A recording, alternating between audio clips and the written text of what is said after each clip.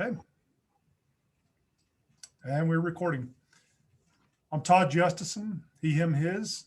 I'm the Director of Residential Education at the University of Utah, as well as I'm the AIMHO President for the 2021 year. So glad to have you here. We're going to be going through a multitude of questions. Some individuals, we've already worked through other meetings. Some individuals, this will be the first time maybe to have this open discussion. So as you go through, please make sure to utilize the chat feature at any time. Pose any questions, answer any questions. It's an open discussion and it's here for your benefit to maybe see if your campus is doing what this campus is doing, your state's doing what this state's doing. So I'll take it away then. Starting off with fall of 2021. So fall of 2021, I know most campuses are planning towards reopening, but return to campus policies and who plans to be in person from a housing standpoint. So anyone's welcome to kick it off or put it in the chat discussion. And if you do put it in the chat feature, I'll probably be rereading it just so the individuals that are not here will be able to still benefit from the same data that we provide.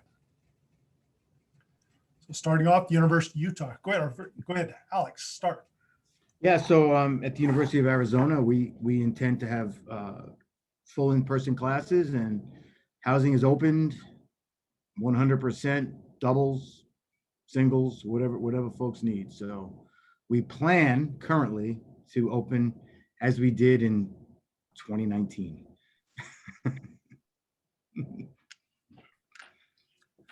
I'm going to jump in if that's okay. I'm Ophelia Watkins from New Mexico State University, Housing and Residential Life, and we're planning similarly to U of A. We're planning 100% opening in the fall for housing, and the university is planning for in-person classes, still some online and some, what they call the hybrid classes, but in general, our guidance is that we're going to get as back to pre-COVID as possible with still having some COVID safe practices on our campus. And then I'm assuming will be required, housing will be required to determine and set aside a certain amount of COVID related housing, to meet that need, whatever that might be in the fall. We don't require vaccinations at NMSU. I'm really interested in hearing about how people are approaching the COVID vaccine for the fall semester. We're still having lots of discussions and haven't decided on a path forward yet at NMSU.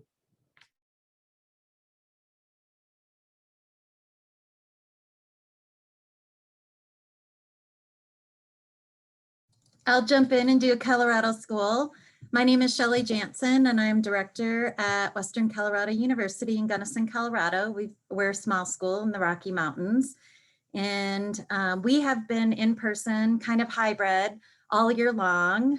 We did double occupancy in fall semester and also in spring. Have not found COVID being transmitted in the halls or in the dining center or in the classrooms. We did take off 2 floors offline in our suite style living for quarantining. We're only going to do 1 next fall. In regards to, and we will be also in person, we're looking at a pretty good first year class. We're kind of doing housing placements for our returning students, and it's kind of, I think they're still making their decisions at this point. In regards to vaccines, we've talked about that and probably doing kind of like what we do maybe with MMR and allowing students, if they don't want to take the vaccine, they don't have to. We are doing a vaccine clinic for our students next week, Wednesday, in Gunnison County. And it's been interesting to learn that some of them do and some of them don't want to take it. So we are not requiring it of them to even do it next week. But we're excited to be able to give the vaccine to our students next week. So that's huge for us. And they were talking about 1,000 vaccines next week. I'm not sure we'll have 1,000 students wanting to do it. So we're definitely excited for that. And I think being in a smaller community has helped with that too. Okay, for the benefit to the individuals recording for, I'm just going to read some of these. So Boise State is also in person and holding off about 70 beds for isolation needs. But other than that, they're planning on being 100% full. University of Idaho is open this year and will do the same this year with less COVID restrictions. We also reserve space for isolation. touching on a little bit on the vaccine was at North Idaho, we were told we cannot mandate the vaccine. Our law team was uncomfortable with that, so we're recommending it, but not making anything mandatory. And then let's say University of Montana. Please go ahead.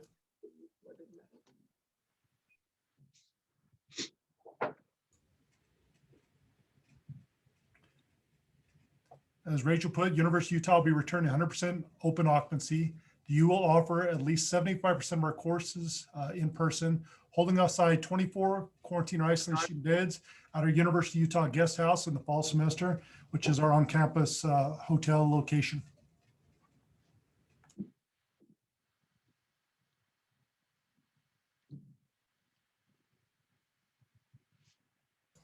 And for those of you joining, please feel free to, we're kind of just putting ideas out there for fall of 2021 plans for reopening, whether it's return to campus policies, who plans to be in person, but it's also morphing into a full community update. So please feel free to add.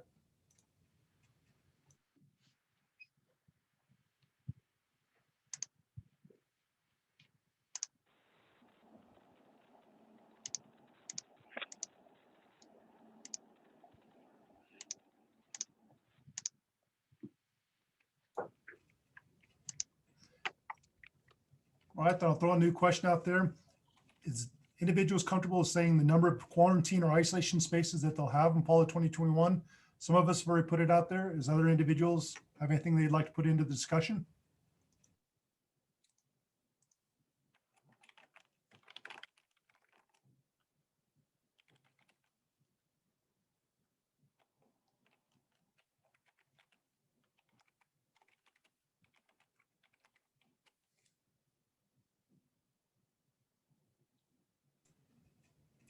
All right, so for those individuals that are also just joining, I'm reading out a lot of the statements. It's just because a lot of folks have asked that we record this. So I'm reading what's in the chat. So BYU housing will be 100% open.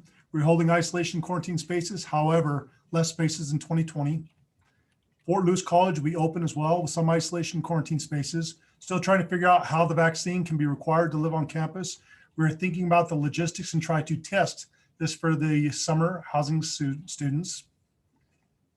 University of Arizona is budgeted at 75% occupancy for the fall. However, we are optimistic that we will have a higher occupancy. We're holding out 360 beds, isolation beds, no mandatory vaccines. However, we're working to offer all students vaccines prior to the end of spring semester. Let's see. It's Christine, which university are you representing? University of Denver. So University of Denver, at this time, University of Denver intends 100% open. We'll have about 80 beds assigned for isolation. Mines will be set aside about 50 spaces in the halls and apartment communities. Boise State will not require vaccines. We're exploring ways to incentivize students getting the vaccine. CMU will be 100% open. We're holding some isolation spaces, but fewer than what we currently have. And Western will have 12 suites or 48 beds to quarantine isolate. Is there anybody that does plan on doing mandatory vaccines or anything of the sort? I know the University of Utah is not at this point, that as long as the vaccine's in emergency approval, that we will not be moving it forward for, it's strongly encouraged, but it's not mandatory. Yeah, Todd, I think that's going to be hard for any general counsel to endorse at this point until it's officially approved. And I don't see that happening by the fall of 21, but I could be wrong. I think it'll be interesting to see because Rutgers just publicly stated they were. So I'm really interested to see now what happens now. Yeah, that was interesting to see. I read that as well. So we're talking about it at the University of Idaho. President Green isn't traditional higher ed. He actually comes from a law firm. He's a lawyer, and he's been spot on. I've been actually really impressed about his work this year. But we've made mandatory, students was mandatory to get tested. I think they're on their 9th version because, right, spring break just happened. Again, we haven't had a result. We haven't come to a decision yet, but he's looking at it. of making it mandatory. And and by the way, here where we live in North Idaho, they just announced this week that if you're 16 or older, you can go get a shot. Just because we just don't, we have a smaller population up here. It's easier to get the vaccine. And of course, we also have a population that opt out and not doing it for whatever reason that they have. And so it's more available. So again, I was last on the list and suddenly now I'm getting my shot next week. So. Yeah, that's similar in the state of Arizona too. That announcement came out a couple of days ago where anyone who's 16 and above can get the vaccine also. And so there's conversations here at ASU on if we're going to make the vaccine mandatory or not. It's going to just really depend on availability and what that's looking like. So we haven't made a decision on that yet. We have been also, like many of you have been offering the vaccine on campus. And so we got an update yesterday that we've vaccinated 7,000 people that either work at the university or are students. And so that was awesome to hear that we've been able to vaccinate some people here. And in terms of our plans for the fall, we're still planning to open all occupancy. And so we're just, hoping that more students will want to live on campus. Right now, we're really pushing our first year students. I think they're, trying to figure out like if, what that looks like in the fall. And we're also looking at, what restrictions will look like as well. Our governor just lifted restrictions in our state. And so here on our campus, though, we're still doing the distancing and the mask. And so we're trying to navigate some of the questions we're getting from students now that our state has made some decisions to lift those restrictions. So we're still trying to figure out what fall looks like most of you, but yeah, it'll be interesting for sure.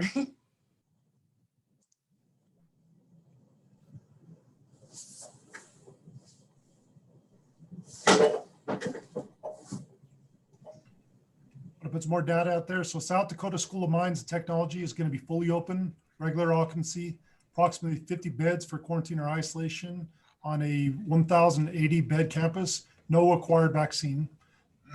Montana State hopes to be near close to capacity, will open 100%. QIs will be half of what they were in the fall. And CMC, same thing, same as Montana, no required vaccine as of now. One question that Rachel has placed out there is, how are folks incentivizing vaccines? Right now, the University of Utah campus, we have contact tracers are calling, texting our on-campus residents to help them sign up for appointments, but nothing beyond that. Is there any other incentives that folks are offering?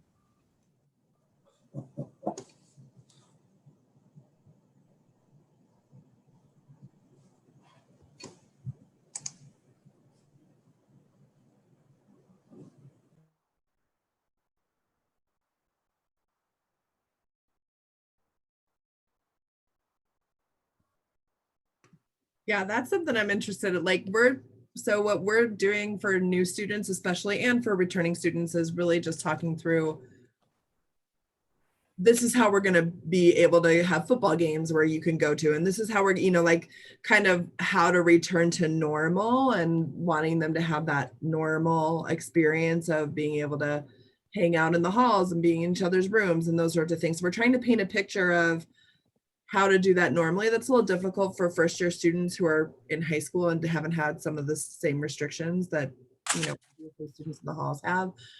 But we're trying to paint a picture for them, and that's resonating with our upper class students who are going to live on campus. But again, just trying to figure out how to do that with first year students. We're trying to just normalize you're going to want a vaccine, just like you have to get all your other vaccines to come and live on campus. But if you're doing incentives, I would love to learn about that. I think that's a good point, Mary, and something that we'll probably think about with our orientation efforts and how we integrate that for our prospective students. And I liked what Luke actually shared too, is highlighting the reduced need for quarantine and isolation. So that is an adjustment we've made in our current practices, but putting that out in front of students as an incentive, I think, especially given how little they enjoy doing that right now, is probably smart. yeah, would love to hear if folks develop other incentives along the way.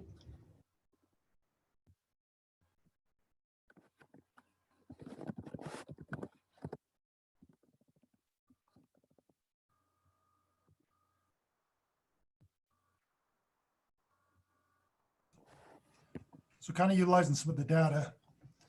University of Utah, during the fall, we've had mandatory weekly testing with the in-hall residents.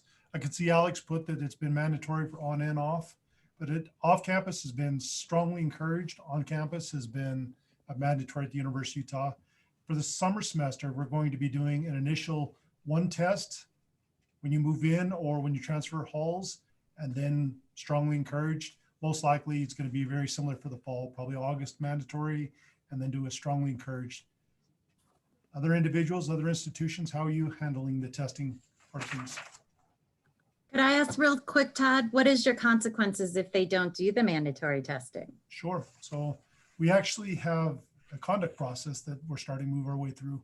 You don't get tested the first time, you get a polite email saying, you didn't get tested. You really need to get tested. Here's the location. Here's the way to sign up. Here's the method to utilize. Second time, then you also get the call, the text of, okay, I work at the University of Utah. You didn't get tested the first week. This is coming on the second week. Here's the location. Do we need to have anything additional? Third time, incident report goes in where they actually have a conduct hearing with an officer saying, you need to get tested. Here's the consequence. It's you're facing eviction. You're going on probation if you choose not to get tested. And then into the fourth and sometimes even fifth week, you do face eviction.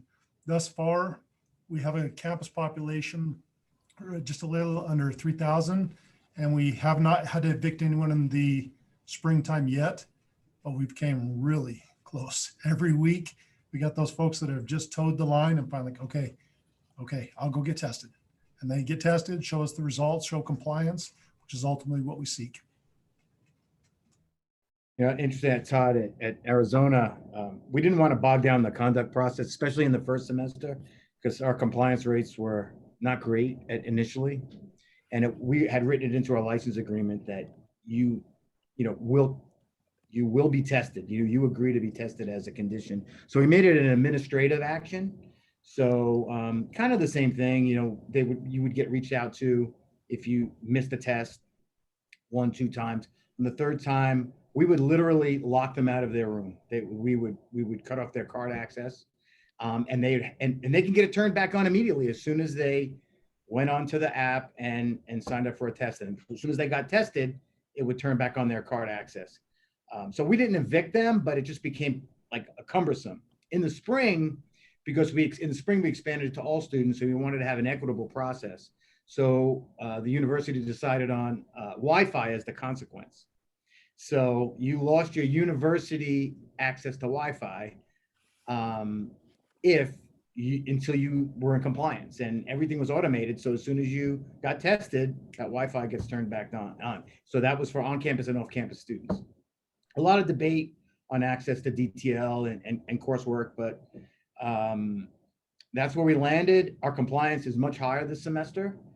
And we're also doing incentives. I think after your 4th or 5th test, then you get a $5 Starbucks gift card. There's a whole bunch of little incentives that we did also, but we wanted to do the hammer and the cookie at the same time. So that's kind of how we did it.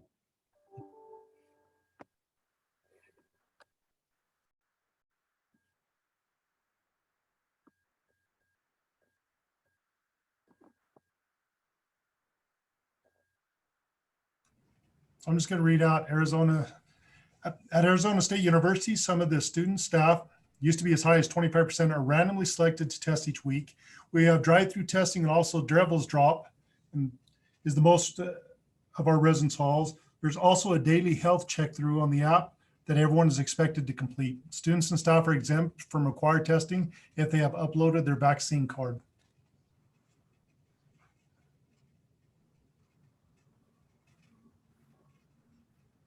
Kind of a part B that we can continue on the discussion is vaccines. Also, state of Utah, if you're 16 or older, you're also eligible now to get tested vaccinated in the entire state of Utah.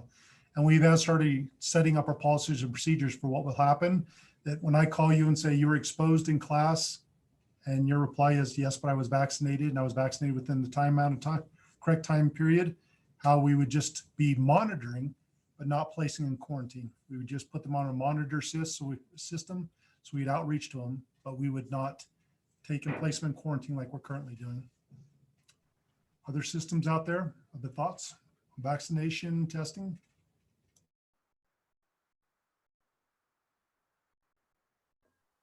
One, not really testing, but what happened just this past week was we've detected the variant, the United Kingdom variant here on campus. So our public health folks just changed our protocol for isolation from 10 days to 14 days. That was a debate over the last few days. So we just made that change to isolation. So I'm curious, what is your isolation period of recovery before people can move back in the dorms?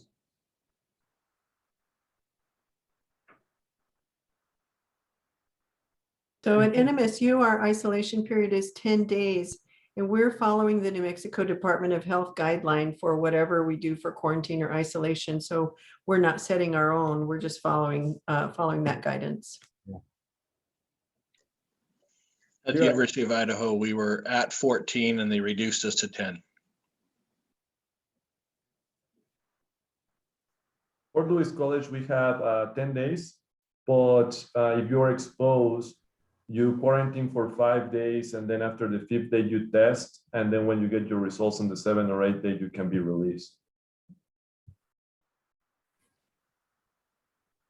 And if you do not want to test again, then you just have to go through the whole 10-day quarantine.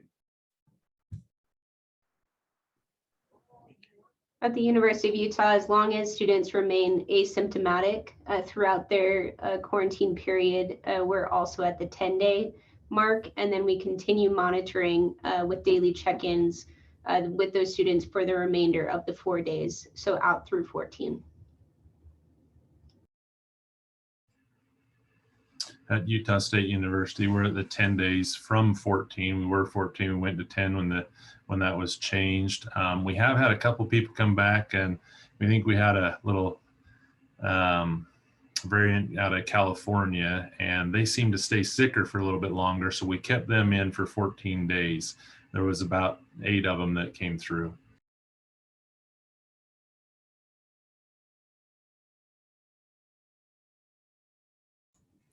Colorado Mountain College is 10 days at their campus.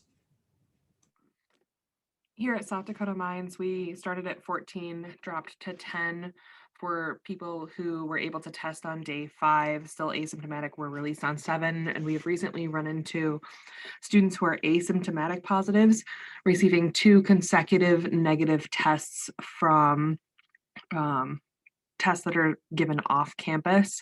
Those student athletes are being released, and that's a system that they found has been really helpful for in-season athletes as of late.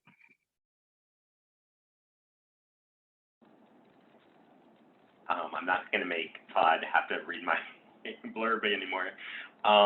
Arizona State's very similar to South Dakota School of Mines. We reduced our 14 days to 10, but then between testing on the 5th day and being asymptomatic or negative results, we have been letting our students out earlier on.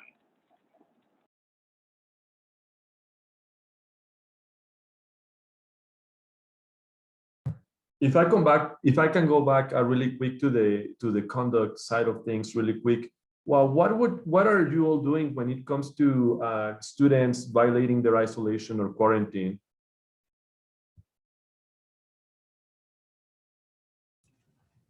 So I could touch on that one because we have had that happen a couple of times. The University of Utah Guest House is where the majority of our individuals have done their isolation when they've been COVID positive, and also those that have been quarantined when they've just been suspected or symptomatic as we go through. Individuals that violate it, we did have it in our contract before they arrived that you will face conduct consequences, and we've actually had a couple evictions based upon that individuals willfully left the space and or had other visitors and guests come over, and when they come over, one person was evicted for bringing it in, and then their guests turned out to be one of our residents, and Lo and behold, 7 days later, they were also positive. So they started the cycle and they were evicted. And then we had a second one evicted right before in December. Haven't yet had it in this spring, but this spring our numbers have been considerably lower.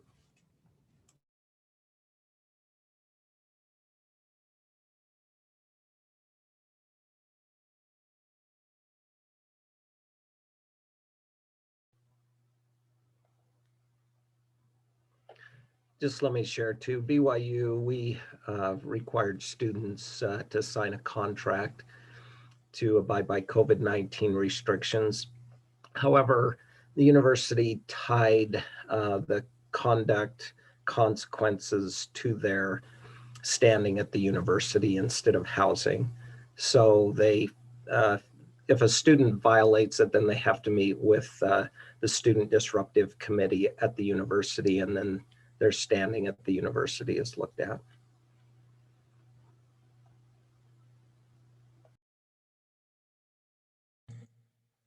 At Montana State, we're very similar to Utah. We take them through the conduct system. We also call them when they first go into quarantine and isolation, review the extra guidelines, orders, and then they have to acknowledge a conduct agreement through StarRes when they first go in, and they get a notice every hour until they do. We've gotten pretty close to eviction, but it was because of multiple violations, not the first violation. We haven't actually evicted anybody purely because they violated quarantine and isolation.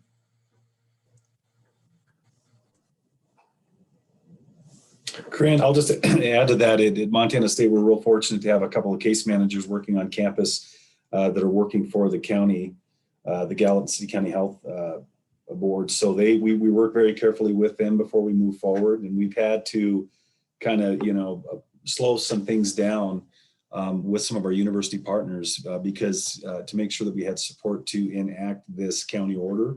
We also had a student that went into the student health service. Had many symptoms that were similar to COVID. They asked him to get tested. He didn't, and he didn't want to quarantine. And so the initial directive was, hey, let's go ahead and put an interim restriction on that. And it wanted to make for certain that we had that directive from the county before we could link it to our student conduct. So, we'll continue to, I guess, summarize once we close the semester on what we've learned and do some additional scenario planning as we get into the fall. Because we're all still going to be doing this. And I think some students may assume that some of these protocol and rules won't apply. So I think it will be good to maybe take good notes from some of the experiences that we've had and again, be creative and try to imagine some of those that we didn't. So I appreciate some of the examples that are being shared here.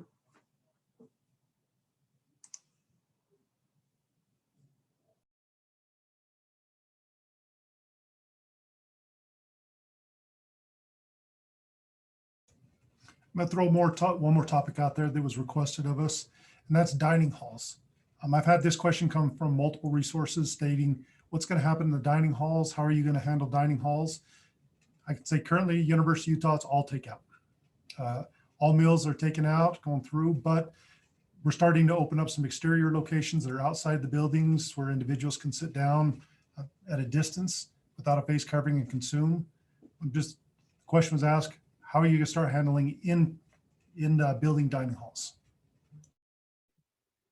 We've been, unless we have large breakouts, like we've had a few times during the year where it's been like, we've had a lot going on in terms of COVID numbers, then we've shut down and done takeout only, but we've kept dining open throughout the year, just following what our county has said. So we've just upped to, I think now we're at 50% capacity in dining in like restaurants and things. So we're following those.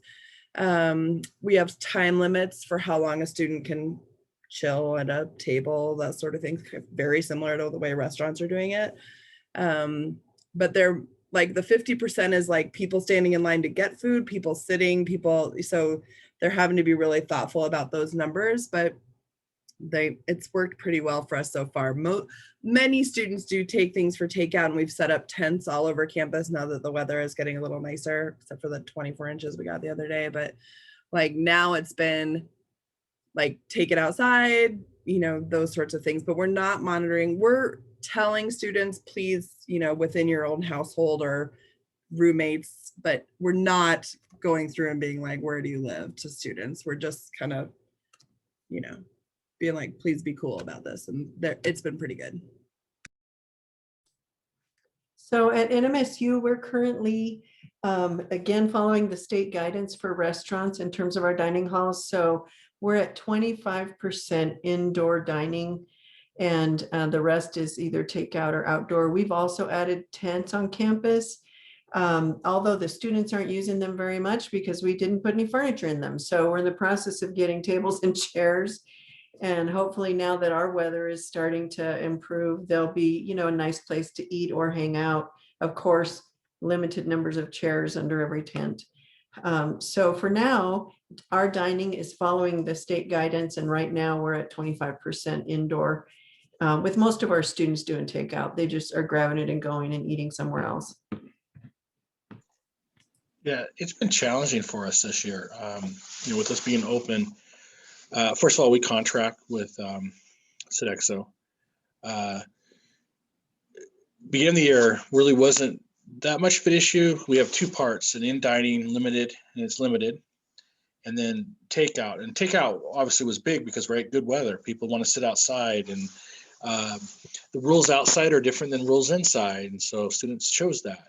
But then when the weather started, you know, raining and definitely snowing, they suddenly, you know, there were lines, and our partner just, they said they had these rules, they were going to monitor inside, and we found in residence life we had to get more involved because they just weren't enforcing the distancing in line and following the little, you know, 6 feet apart where the stickers are on the floor. And even though they put all this stuff in, they weren't following it, and you know, allowing crowds and so forth, and even put on an event without going through us. And so there was a lot of upset students, right? Because there are students who take it very seriously. And so not only did we have this going on, but then we've had a portion of our population just furious at the institution as a whole. And so that caused some heartache. And then to top it off, we were going through an RFP process, and Sodexo was not chosen to repeat. And so now we're dealing with hurt feelings and the messiness of a breakup, and still trying to provide food for students in a safe and way. So I'm going to be honest, where everything else, you know, we learn to adapt and move forward with everything we do in housing and during a pandemic. And it's actually, you know, as we joked, things we didn't know last year at this time, what we've learned by this time this year, you know, the difference between do you wear a glove, not wear a glove, you know, that kind of thing. Dining, I don't think we really learned much from it because we've just been so dysfunctional, and because of the relationship and that we're breaking up, and then students lost faith already in just a normal dining year, because that's why we're leading to an RFP, because things weren't going the way it should have anyway. So I wish I had a better story to tell you about success, but ours is more of a series of having to really come in and I don't want to say lay down the law kind of approach, but we really had to work with a dining partner that said one thing but really did the opposite. So I don't know, that's not much help. So I'll hit on this one for a minute. So at USU, we are all in-house dining. So it's all part of our own employees, and very successful, both takeout and dine in. We have two large locations. And so the numbers were able to spread out, and they've been able to keep that going. One of the problems was, once again, we are in a cold weather area, is when they take their takeout, where do they go back to? And if they're going back to the housing common areas, what are the rules and what happens there? So that's where some of the concerns came in more than in our dining halls. Our dining halls have done a fabulous job and continue to. And then once again, others say they went by state or local guidelines. We go by our health department guidelines on how many people we can have in certain spaces and what that looks like. And we're currently practicing that.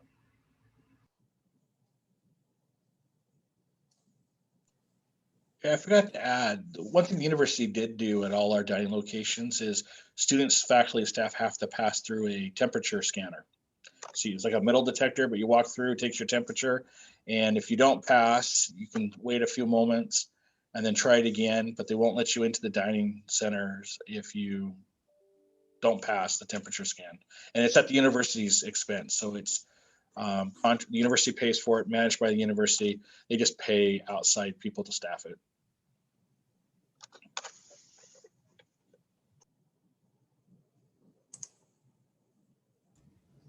In addition, and for those that we're recording this for, that can't see the chat feature, as well as those that are on the phone, at Montana State, they're having their dining open for the entire year with all disposable takeout, no self-serve. Tables are 6 or less, no more than 30 minutes. This past Monday, they moved to 75% capacity return of self-serve with takeout as a continued option and their in-house dining operations.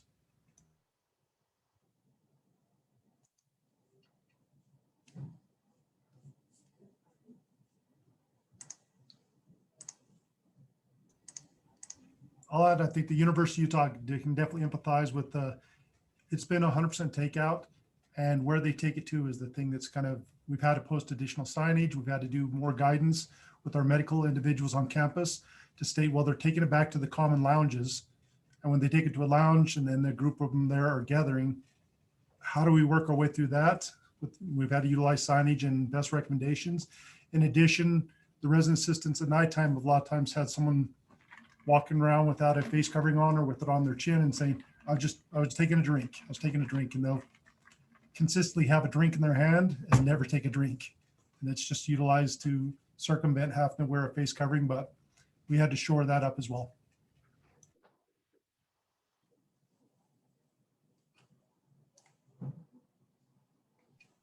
At Western, we've been in the dining center about 50%, and students have, they go to lunch and dinner with their roommates, so they're already within their cohorts. So we haven't seen many issues with there.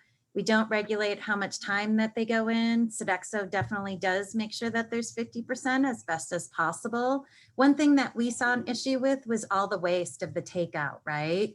And so we're like, how can we, because it's just an offset. Sodexo charges us for all that takeout stuff. And then we have to figure out how to get rid of it through waste management. So we actually got a variance with our public health to utilize these recyclable green containers that have tremendously helped us out on the waste. So we don't have that domino effect, and it's been great. And we've been doing it safely for the Sodexo, people in the dish room. It goes into this big, huge trash container, then they take it in there. So it's been a pretty slick program.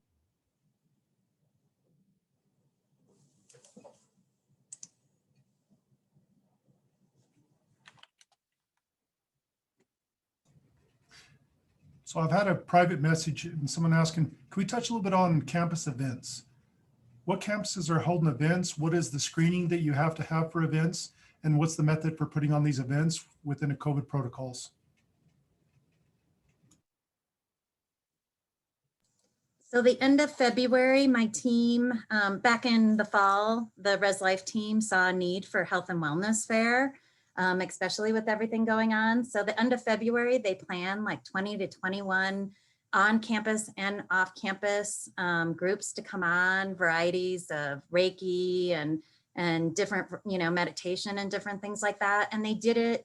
And again, it was done at the dinner time, right? So they're all coming in at their cohorts, with their masks on, coming into the university center. It wasn't in like it wasn't in a room. It was just kind of in our hallway. So we had good open ventilation, and it was amazing. And the students really needed it. And it was great just to see students laughing through their mask, right? Their eyes lit up. They were getting some of that variety of different healthcare and, whether it be this Reiki or massage or meditation. We did it for like a 2-hour time period, and it was a huge success, and we did not have any outbreaks or anything from it. So it can be done.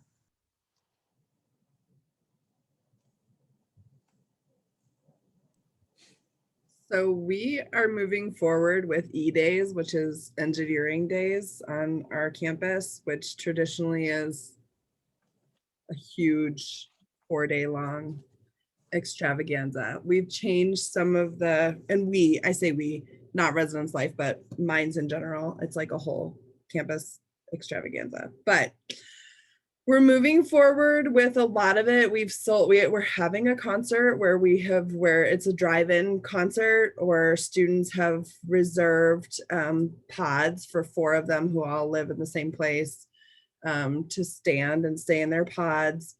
We're having what would normally be like 1,000-person carnival. We are doing 2 carnivals simultaneously that have distanced, and then we're gonna clean them out and then do another. So we'll do 4 carnivals.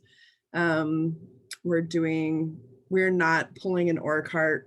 4,000 students are not pulling an ore cart to the state capitol. Like we're not doing that one, but we're doing cardboard boat races down the creek. So like we're still doing some things, all of which can be distanced.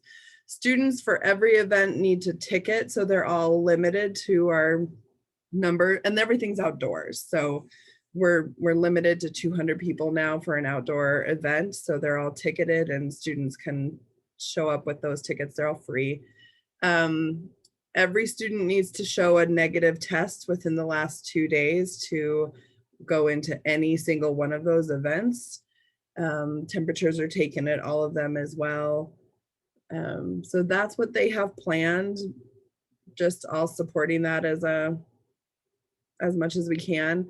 And then we also are doing graduation in person. So we're doing 4 graduation events, again, distance and all outdoors, but we're doing 3 days worth of graduation, 4 different programs in order to make that as distanced, seating, ticketed, those sorts of things as possible.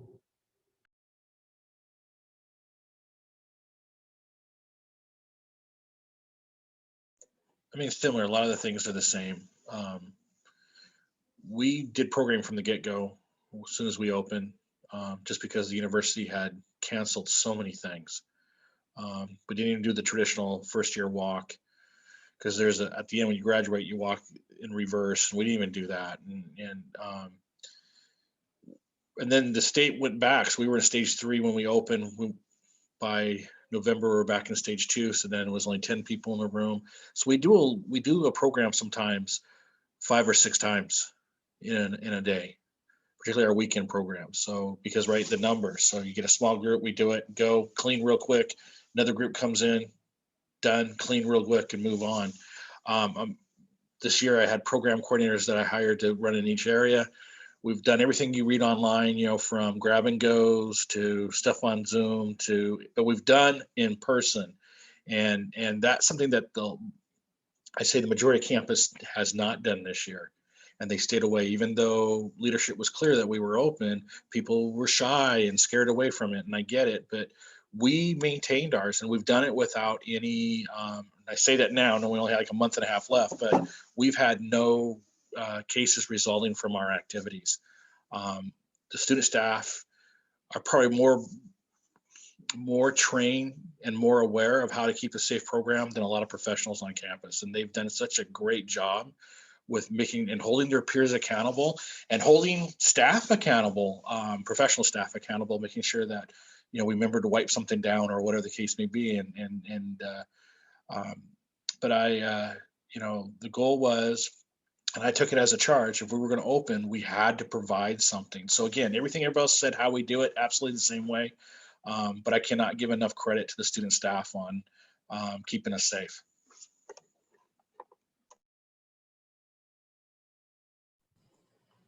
I can chime in real quick. So at CMC, I suppose maybe like the only silver lining is that our programming got a little bit more creative. So we have been really conservative the whole time and have only been able to do programs with people up to 10 people. So that's like nothing.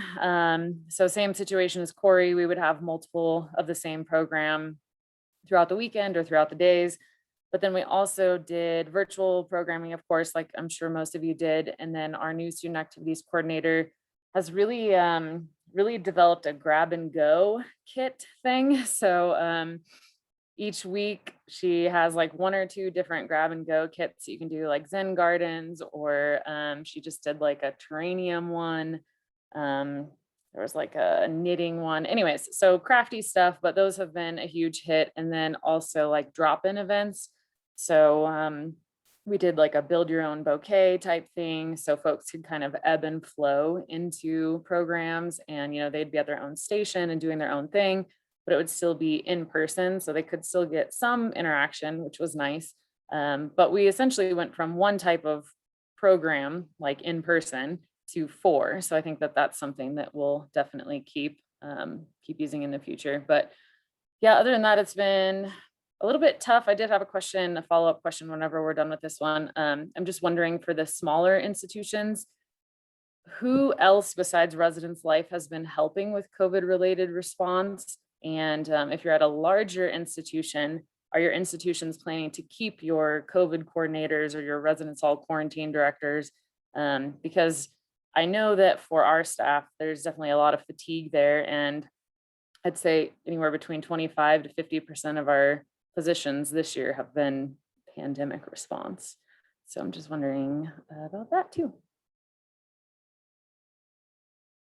Here at Fort Lewis College, it means a smaller institution, and so it has been like a lot of people. So last semester it was technically 3 people, which was me, the director of rec services, and a case manager. And then we obviously expanded that, and now we have like a big contact tracing team, which is done by academic affairs, the health center, case management team. Like they have like group of people, and then we rotate every week about who's doing what. So we have the Teams chat on Microsoft. So we say, okay, someone tested positive, then it's referred to the IQ team, the isolation and quarantine team, and then we see what they need, where they live, where we need to move them. And then we start with like meal. Okay, so they have like a meal request form that they have to do, and they have to submit it. Then housing coordinates that. Then we have runners, which is like our diversity, equity, and inclusion group. They are the ones that run and like, oh, they need medication. It's 11 p.m. Let's give them a food bag and stuff like that. So that has been very helpful because it's been a team effort. And as cheesy as it sounds, it has brought us together. I started the director position at Fort Lewis College like literally March 1st of last year. So I got to meet a lot of people during this pandemic. So that was nice. But it's been a huge team effort, and we just wear different hats. I mean, here at Fort Lewis, we're even doing laundry services for students. So the runners go and like, we send them an email, we do trash pickup. And also another thing that we did was just to be completely prepared. We did partner up with an hotel of campus. So last semester we had students living there that who wanted a single. Then the contract ended with them, and then this semester we partnered up with them again only for isolation. So we have like a group there, just like we contracted a cleaning group, but that cleaning company, they were also, the owner is an RA that used to work with us. So we are like, well, what about 2 p.m. to 10 p.m. they are there, and they also do kind of RA duty. So we kind of like worked it out really well. Fortunately enough, we have not been needing to use the hotel. We have been able to use the isolation spaces that we have on campus, but we had it just in case. Who knew what was going to happen this semester, right? So so academic affairs has been really helpful, mostly with contact tracing. So, I mean, even our president has been delivering meals for students. That's a big part that our team has taken, which is meal delivery. So if it's like 4 or 5 meals, our residence directors deliver it. But when it's 15, 20 meals, we have partners, faculty members, and like we even have a class of students. Obviously, we do not give names of who lives where, but we have students that really want to help their peers. So they come meet us at the dock station. So Dexo brings out the food, and then we just like split up and deliver that. Hopefully that was I mean, if you have more questions, I think our system is really good. But yeah, thanks. Yeah, thanks, Edgar. All of the things that you've mentioned, we have, which I'm definitely happy about. The thing that we don't have is other people helping us. So there's about 3 of us doing all of the things that you've mentioned. So that's just been a bit challenging, but thanks for that insight. Much appreciated. So if University of Utah is a larger institution, for the fall, it was in-house. It was what we call management team, assistant directors, associate directors, and directors. We're doing majority of the legwork that we were working with. We hired on some students to deliver meals because in October, we got to a point where we were doing 450 meal deliveries with about 150 follow-up calls, daily, symptom checks, which for the spring, then we ended up hiring some outside individuals to do contact tracing with us. So we hired 3 additional contact tracers and 4 individuals to do the conduct stuff since it's going to be mandatory weekly testing. We hired 4 and they were doing about 1,000 contacts per week during the first few weeks, and then slowly start moving back away from that to where now for summer, it'll probably come back in-house, and the 7 individuals we hired, 3 contact tracers, 4 people for conduct, we'll be jettisoning them off on May 1st, probably.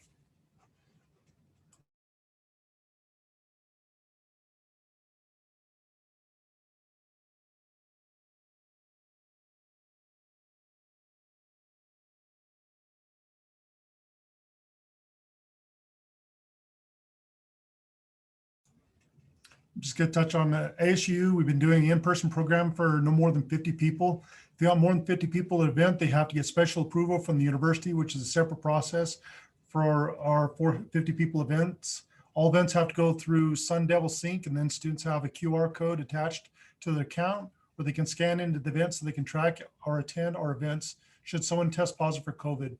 Here, the event guidelines are in there, and Corey Shapiro is our COVID person for housing. So we'll let him speak if he has anything he wants to add to that. Thank you, Todd, and thanks, Catherine. So yes, we at ASU did not hire any new people specific for COVID response. Rather, we tapped everybody who's been around. I've been kind of the link between between a lot of different entities.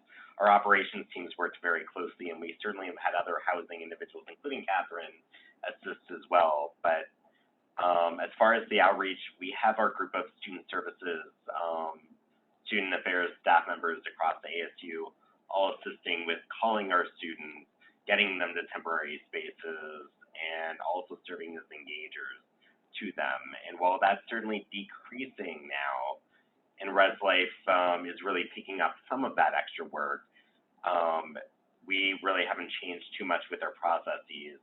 The nice thing is with so many people being at a large school involved, that means that it's not too much extra work for anyone outside of me once upon a time. But similar to the high numbers that were shared, working with dining, like for a while there, our residential life staff were doing all the meal deliveries. Now our Sun Devil Dining, that's Aramark, does that for us, which has been a great transition. But our numbers are also much lower now compared to where it was previously, like many of you had shared. So that's a little bit of a summary of what it's been like at a large school like ASU. And all of our smaller campuses, the assistant director of residential life has been kind of the me, but we've also worked with dining and with our student services partners there too.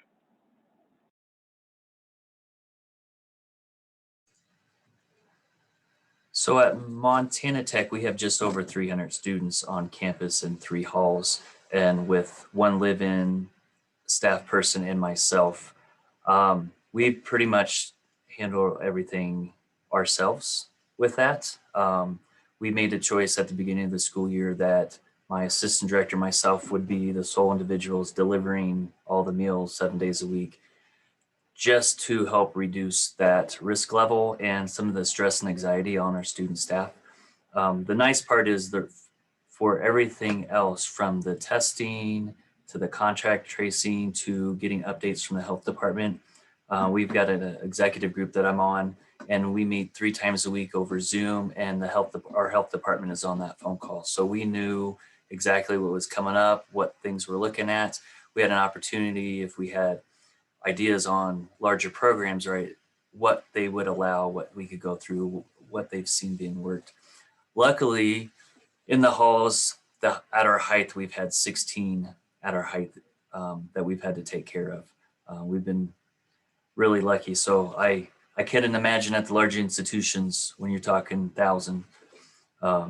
But it's been a little stressing, won't lie, but the spring semester has been a little easier. Knock on wood, we've been a week and a half without anyone in quarantine or isolation.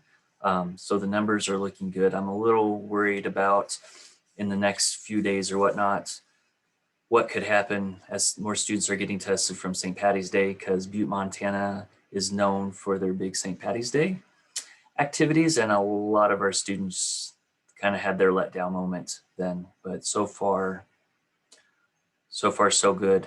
From a programming side, this year we made a decision to not do like group programs. So the RAs are focusing on their individual floors and wings.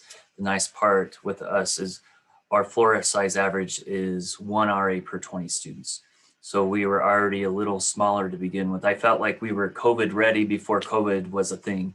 And so we just made the focus of RA to their floor, and then on occasions putting together larger campus-wide buildings and activities. And if we did ever have any floor competitions, they've always been outdoor in nature for that. So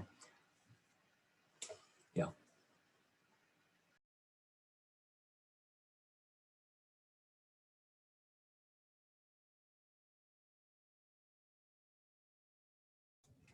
Just go about that. Are there other questions, other things that maybe you're curious on campus, whether it be very specific for your campus, things that you'd like to highlight or ask?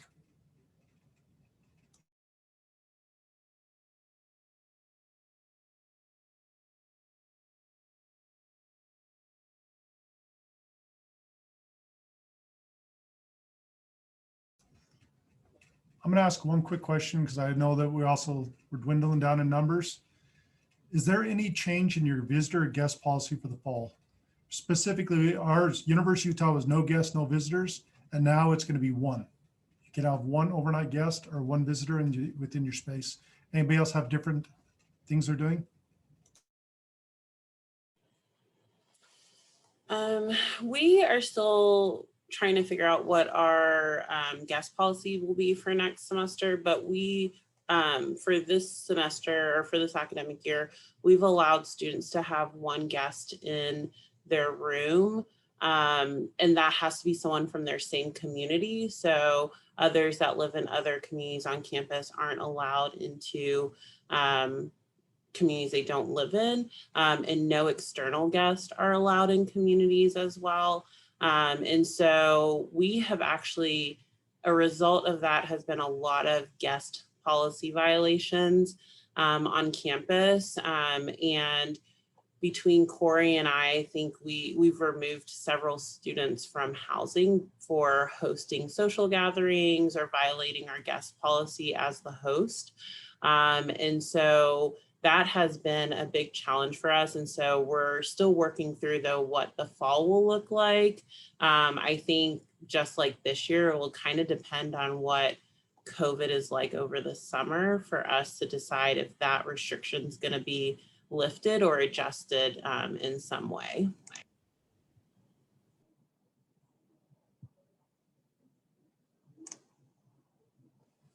Now, Boise State says there's no guest. We're moving to guests allowed if the guest also lives on campus.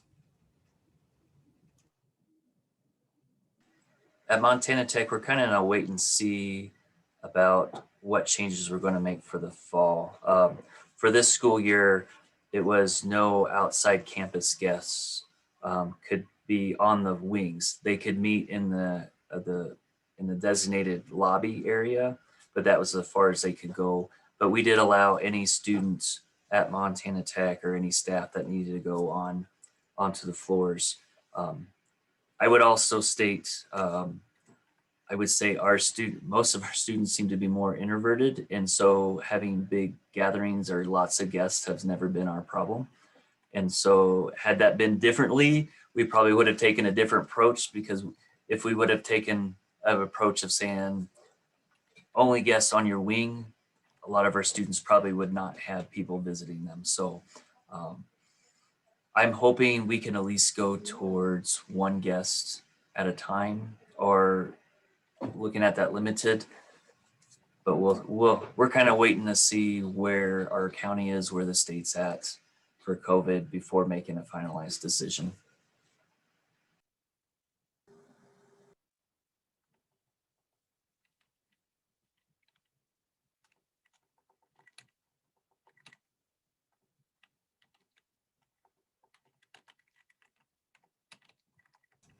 In chat feature, there's some that are still working to make decisions, maybe as the fall comes through, but then also it's taking into account a lot of the roommate agreement process of what does the roommate feel comfortable in allowing as well.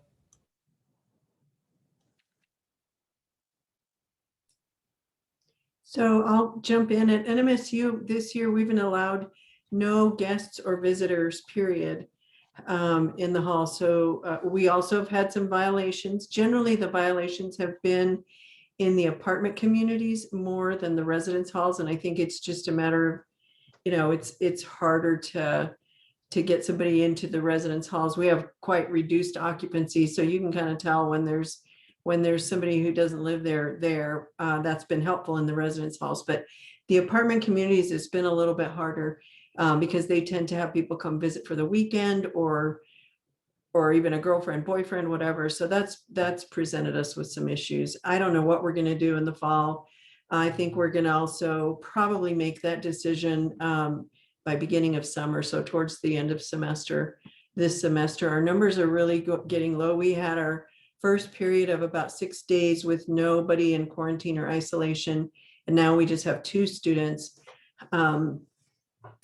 that are on campus with a positive that we are aware of, right? So it's always who's self-reporting. I don't think we have a good idea of the numbers of positives that we have that are not reported. So many of ours are asymptomatic, I'm sure, like everyone else's. But anyway, that's what we're doing for guests. I don't know. I kind of like the idea of 1 in the room from the same community, but we'll have to see what we finally decide at the end of semester.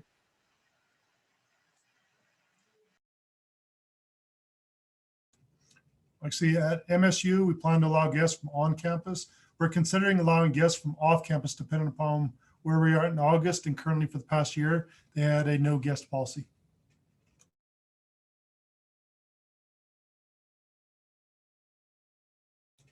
FLLC, no off-campus guests. Only students from the same building can visit friends in rooms as long as everyone can be socially distanced and with masks. No plan for fall quite yet.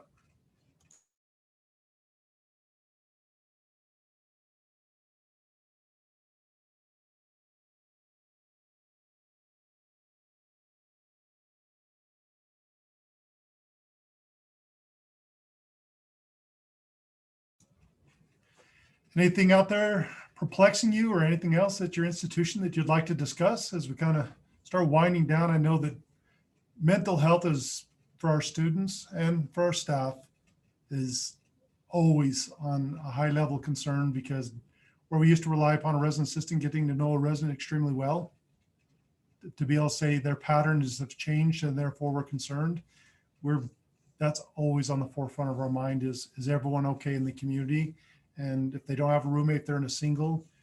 You know, we're even starting to check card access of people coming and going to make sure that they're functional and moving around within at least every 7 days. Anything else, anybody out there?